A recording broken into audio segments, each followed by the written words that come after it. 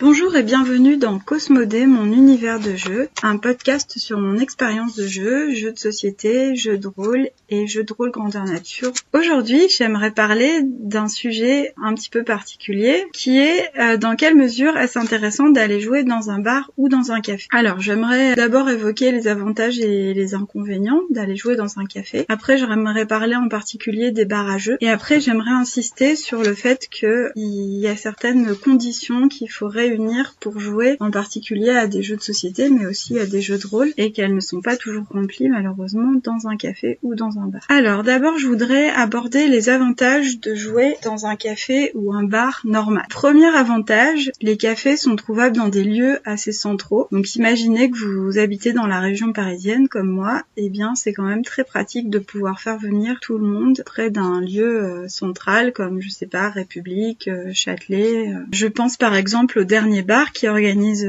pas mal de soirées ou d'après-midi jeux, qui est juste à côté de Châtelet, donc c'est quand même très pratique pour s'y rendre. Le deuxième avantage des bars ou des cafés, on a de la place, on peut réunir des tables et on peut s'asseoir sur des fauteuils, sur des bancs, sur des chaises, on peut s'étaler, il n'y a aucun problème pour ça, et donc de cela découle le fait qu'on peut inviter plein de monde, donc c'est quand même assez sympa si jamais on fait une fête ou un anniversaire ou que sais-je encore. Autre avantage, il y a des trucs à boire et à grignoter, et ça pour moi c'est un avantage très important puisque il est souvent nécessaire de faire des pauses entre deux jeux pour se reposer un petit peu les neurones parce que mine de rien ça prend pas mal d'énergie, et dans les bars et les cafés au moins on est assuré de trouver à boire et à manger pour le goûter, pour le dîner, juste pour avoir une boisson à portée de main en permanence. Bref, c'est un avantage non négligeable selon moi. Parmi les inconvénients, il y en a plusieurs. Donc déjà, premier inconvénient, si on est dans un bar ou dans un café classique, on est obligé d'amener ses jeux, et soit on se trimballe tout son sac de jeux et une partie de sa ludothèque dans un sac à dos ou dans un sac, pourquoi pas une valise à roulettes si on en a une et qu'on est vraiment motivé pour jouer à plein de jeux, ou alors il faut prendre la voiture, et si le café est dans un lieu central comme j'ai évoqué l'idée juste un peu avant, eh bien c'est vraiment pas facile de se garer. Enfin bref, ça c'est un problème quand même qu'il faut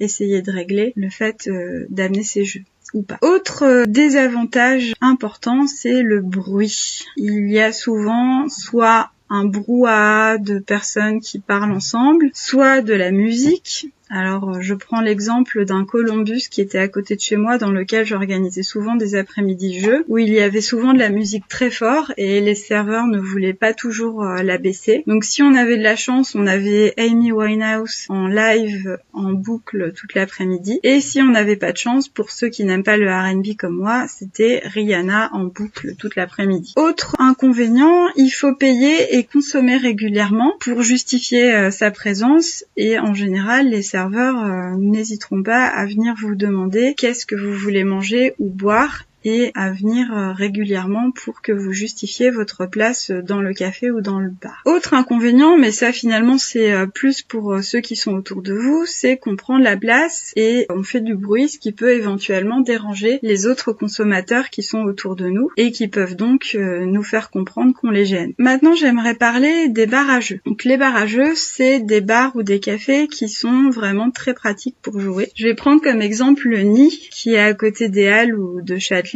pour les stations les plus pratiques. Ça s'appelle le Nid Cocon Ludique, et en fait c'est un bar à jeux dans lequel on n'a pas besoin d'emmener ses jeux puisqu'il y a plein d'étagères pleines à craquer de jeux de société. Quand on entre dans le bar, qu'est-ce qu'on voit? Des tas de grandes tables qui sont entourées de chaises et de bancs, et ces grandes tables en général sont occupées par des joueurs parce que c'est un bar à jeux qui a énormément de succès, surtout les soirs en général ou le week-end dans l'après-midi, et donc il est nécessaire de réserver sa table, et il y a souvent un gros brouhaha qui peut empêcher d'expliquer les règles ou de parler si on a besoin de faire un jeu dans lequel il faut s'exprimer, il faut se justifier ou il faut inventer des histoires. Dans ce bar à jeu, il faut payer son accès au jeu qui est de 3 €, donc c'est un prix plutôt modique, et il faut renouveler sa consommation toutes les 2 heures. Donc les prix pratiqués pour Paris ne sont pas excessifs. L'avantage d'un bar à jeu, à part par le fait que on a tout un tas de jeux qui sont sur place, c'est qu'on peut vous expliquer les règles du jeu si vous ne les connaissez pas, donc c'est plutôt intéressant si jamais vous voulez essayer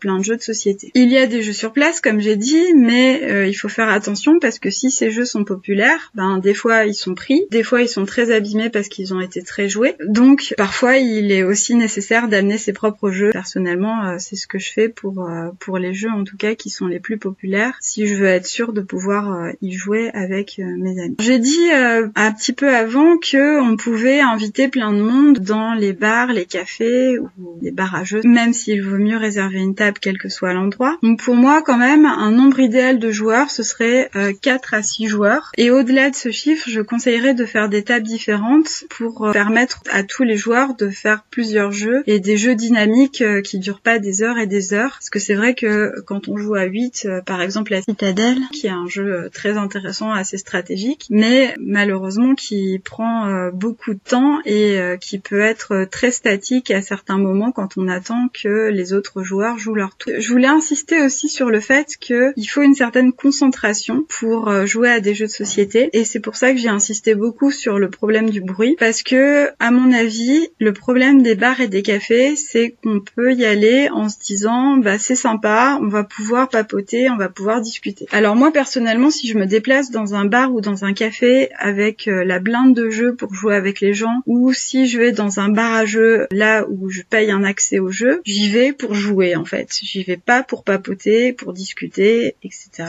Si je veux papoter, discuter, etc., j'organise une soirée ou une après-midi dans un bar ou dans un café sans jeu. Je dis ça parce que ça m'est déjà arrivé de me déplacer, en plus j'habite loin, pour faire des jeux dans des bars ou des cafés, et en fait de me retrouver pratiquement toute une après-midi à discuter et à faire aucun jeu, ce qui est terriblement frustrant. Quand je dis que la concentration est nécessaire, donc à mon avis c'est à la fois pour expliquer les règles du jeu, puisque je me retrouve souvent dans ce rôle comme je connais pas mal de jeux de société, mais aussi la concentration, elle doit être du côté de ceux qui ne connaissent pas les règles et qui les écoutent et essayent de les intégrer. Et malheureusement, quand on est une table nombreuse, qui a du bruit et que les joueurs sont plus ou moins là pour discuter ou papoter, c'est quelque chose qui est pratiquement mission impossible. Donc ça, à mon avis, c'est un des gros désavantages des bars ou des cafés. Peut-être c'est un petit peu moins prononcé dans les bars à jeux, puisqu'en général quand on va dans un bar à jeux, on y va pour jouer. Je voudrais quand même dire un petit mot sur les jeux de rôle et les jeux de rôle grandeur nature dans des bars ou des cafés. Alors pour les jeux de rôle dans un café, j'ai déjà essayé, c'est vraiment pas évident,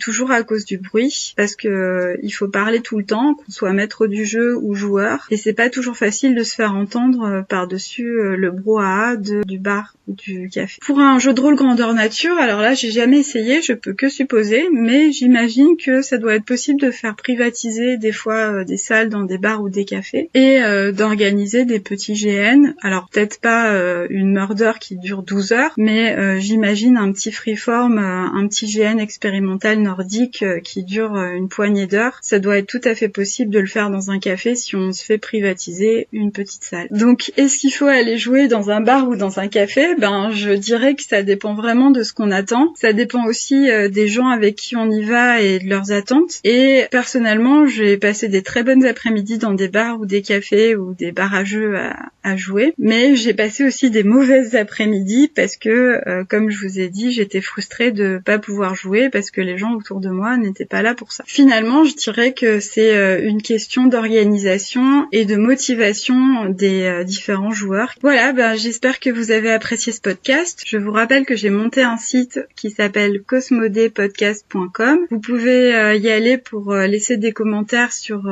les différents épisodes de mon podcast. Et encore une fois, ça me ferait très plaisir de débattre avec vous autour des différents sujets que j'aborde. Je suis aussi référencée maintenant sur plusieurs plateformes de podcast, donc n'hésitez pas à rajouter mon podcast dans vos favoris. Et sinon, à part ça, j'espère que vous avez apprécié ce podcast et je vous dis à la prochaine.